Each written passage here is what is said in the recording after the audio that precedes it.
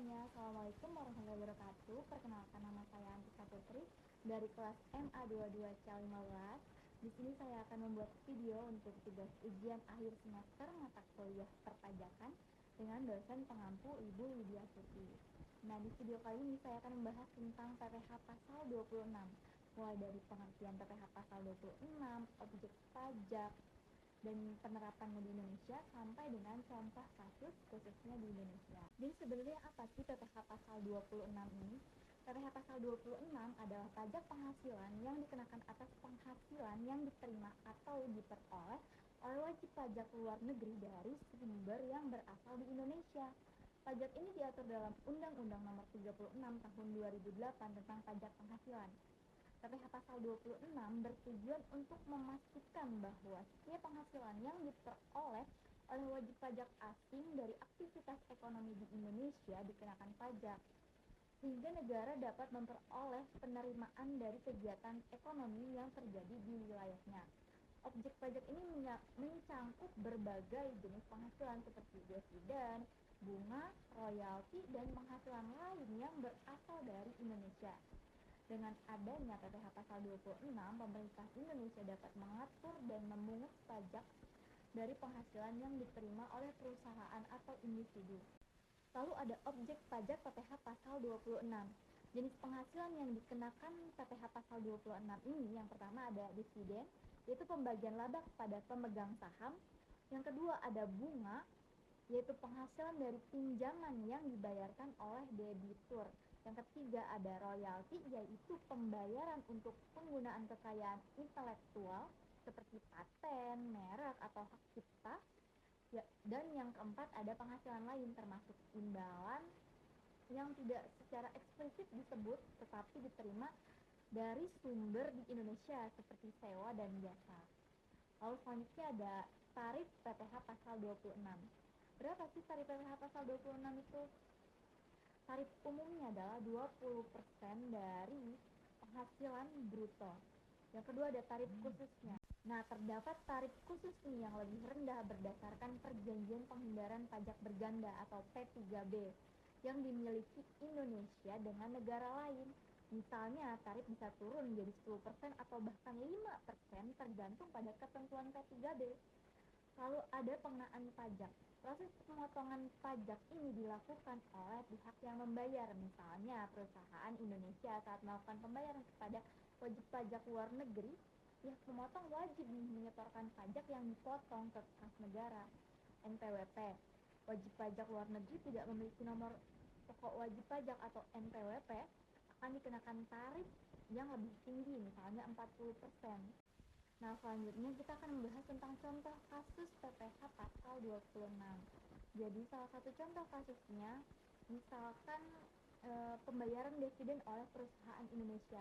Situasinya seperti ini, PT Maju Jaya misalnya, adalah sebuah nama PT ya, sebuah perusahaan di Indonesia yang membagikan dividen sebesar 300 juta sebagai PPh pasal 26-nya, yaitu PPh pasal 26 yang diterapkan di Indonesia dengan tarif umumnya sebesar 20% tersebut dari penghasilan yang mereka terima, yaitu 1.500.000.000 tadi sebagai PPh pasal 26 dan menyetorkannya ke kas negara. Jadi edisi holding ini akan menerima 1.200.000.000 setelah pemotongan pajak. Jadi pengenaan pajaknya itu pengenaan pajak umumnya itu 20% itu dipotong, maka dia akan menerima 1.200.000.000 itu setelah pemotongan pajak. Pajak yang dikenakan itu tadi sebesar 300 juta. Lalu yang kedua ada contoh kasus penghasilan royalti dari paten, hak paten. Nah, contoh kasus kedua ini tentang penghasilan royalti dari hak paten. Situasinya seperti ini teman-teman. Sebuah perusahaan asing, misalkan namanya XYZ yang bergerak di bidang teknologi, mendapatkan royalti sebesar 750 juta dari PT Inovasi Indonesia untuk penggunaan paten teknologi yang dimiliki oleh PT XYZ tersebut.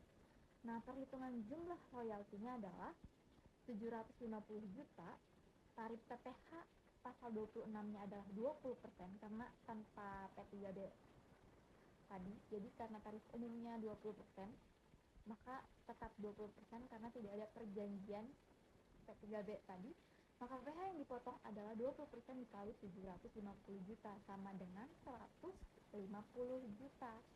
Maka yang jumlah yang diterima oleh PT XYZ adalah 750 juta dikurang 150 juta sama dengan 600 juta.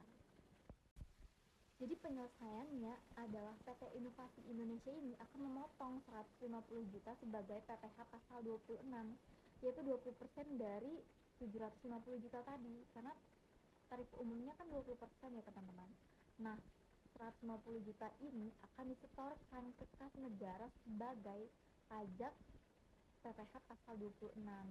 Maka PT XYZ akan menerima 600 juta setelah pajak dipotong atau hasil bersih, penghasilan bersih setelah pemotongan pajak. Seperti itu teman-teman, contoh kasus penerapan PPh pasal 26 di Indonesia.